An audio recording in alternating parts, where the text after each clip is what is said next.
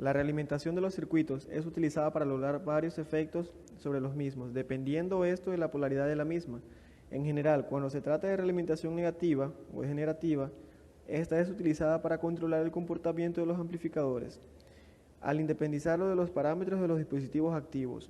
Una adecuada realimentación negativa en un circuito permite obtener del mismo control en el valor de la impedancia de la entrada del circuito, también el control en el valor de la impedancia de salida del circuito, una mejor estabilidad en el valor de la ganancia del amplificador, ajustar el ancho de banda según necesidades, operación más lineal y con menos distorsión, y la disminución del ruido.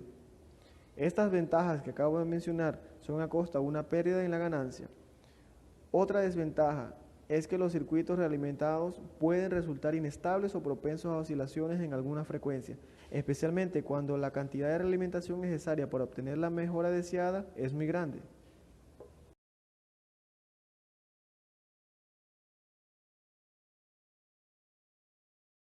Hoy explicaremos la realimentación para el serie, la cual consta de un amplificador en paralelo de entrada donde sabemos que está en paralelo porque la corriente total y Norton entra directamente al amplificador básico y la salida está en serie con la realimentación que vuelve a su vez al amplificador básico.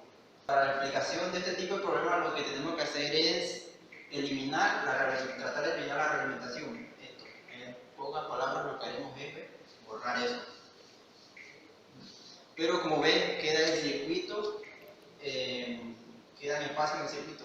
Lo que se hace es introducir elementos pasivos, en este caso resistencia, en la entrada y en la salida de la realimentación.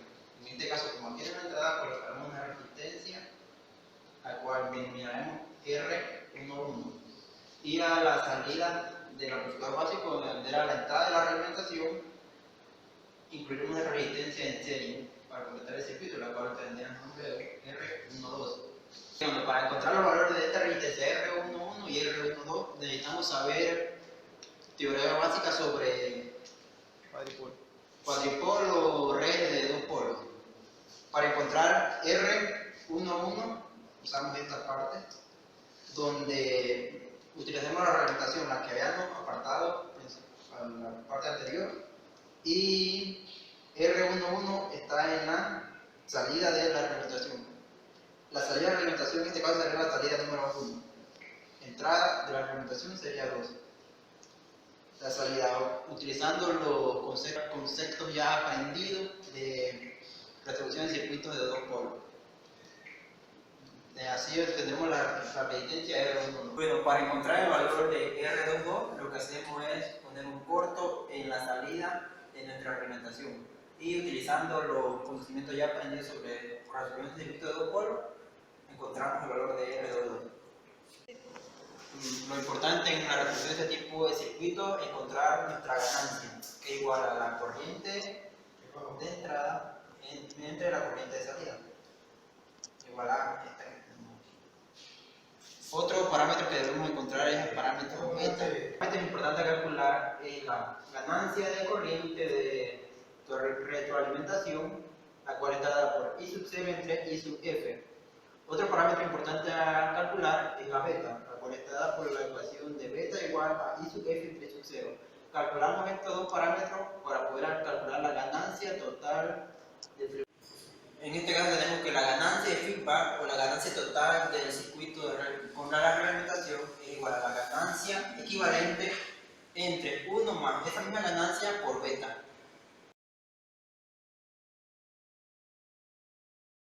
La explicación que dio mi compañero anteriormente con un amplificador de corriente que podemos ver son dos BJT en cascada y están realimentados negativamente. ¿Cómo me doy cuenta que está realimentado paralelo serie, que es el tema que vamos a descubrir nosotros hoy?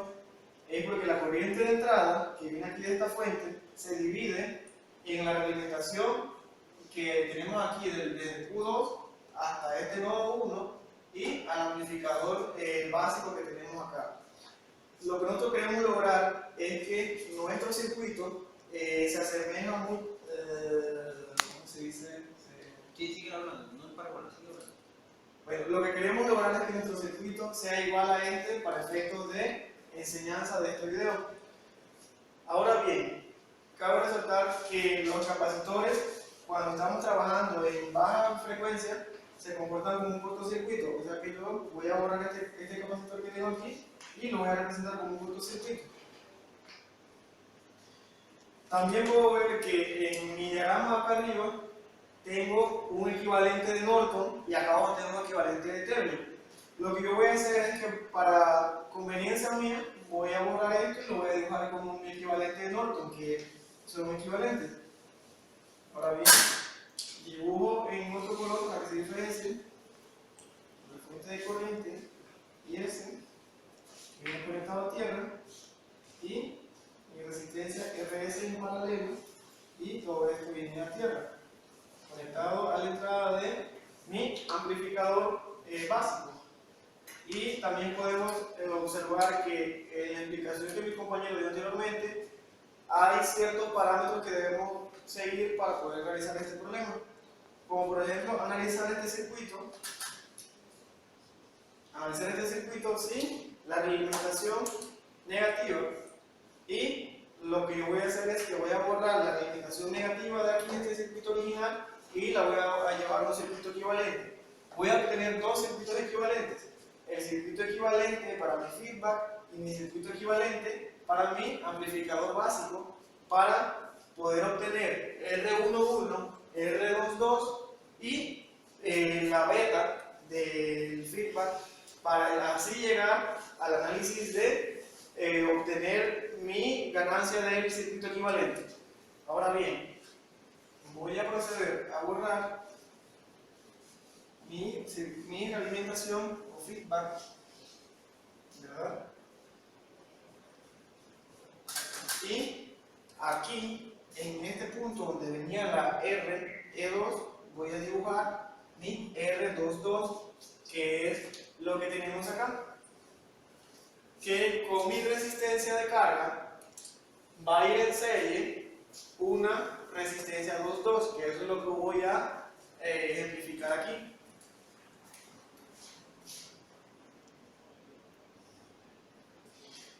También podemos observar que en este diagrama de acá, que es el circuito A, en paralelo con mi fuente IS y mi RS, también tengo una resistencia 1.1.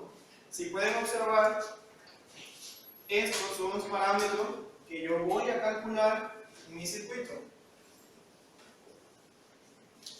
Ahora, ya tengo mi circuito equivalente de A de esta manera con mi amplificador igual a este que tengo acá. ¿Qué me falta ahora a mí? Tener mi circuito feedback. Ahora bien, voy a dibujar mi resistencia RF, que fue la resistencia que estaba en mi circuito original aquí, y la voy a dibujar aquí.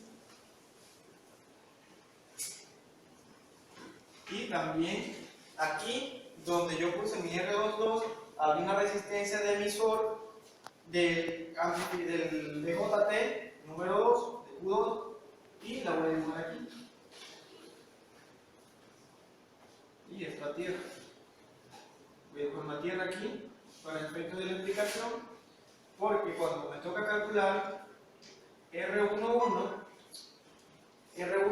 la calculo de este lado hacia el final de mi circuito equivalente, y esta es RE2. Entonces, para calcular R11 tengo estos parámetros, que está abierto tanto en la entrada como en la salida. Entonces, ¿qué yo puedo ver aquí? Que con este circuito abierto en la entrada tanto como en la salida, estas dos resistencias me quedan en serie.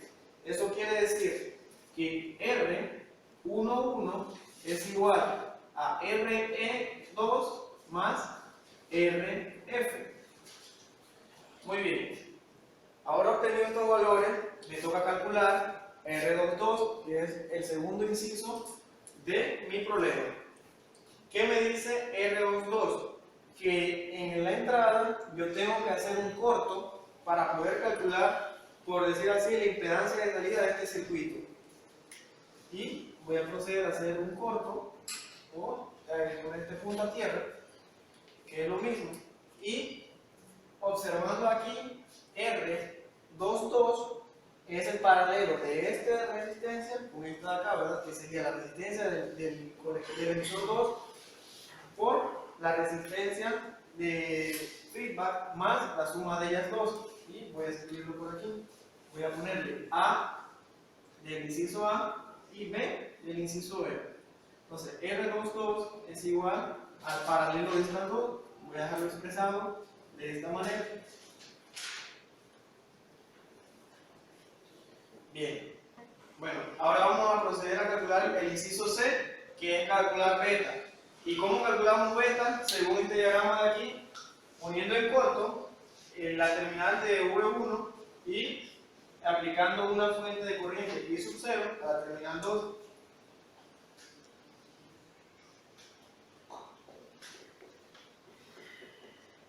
Entonces, voy a borrar la fuente de explicación aquí. Y el inciso C, que es beta, yo lo puedo calcular mediante un divisor de corriente, porque yo sé que beta es igual a IF sobre I sub 0. Entonces, yo sé que IF es igual a I sub 0 por RF, recuerden que yo tengo la corriente aquí, a RF sobre RF más RE. Entonces, resumido, beta, que es igual a RE2 entre RF más RE2. Y de esta manera calculamos beta. Ya calculada nuestra beta, ahora solo queda calcular la ganancia A de nuestro circuito equivalente de nuestro amplificador básico. Y una vez calculada la ganancia A, necesitamos saber entonces cuál es la ganancia total de nuestro circuito original, el cual ya borramos de aquí, pero se puede calcular. Si nosotros tenemos ya la ganancia A de nuestro circuito equivalente, podemos calcular la ganancia total de nuestro circuito original. Y la ganancia total de nuestro circuito original está dado por la ganancia A entre 1 más la misma ganancia de nuestro circuito equivalente calculado por beta.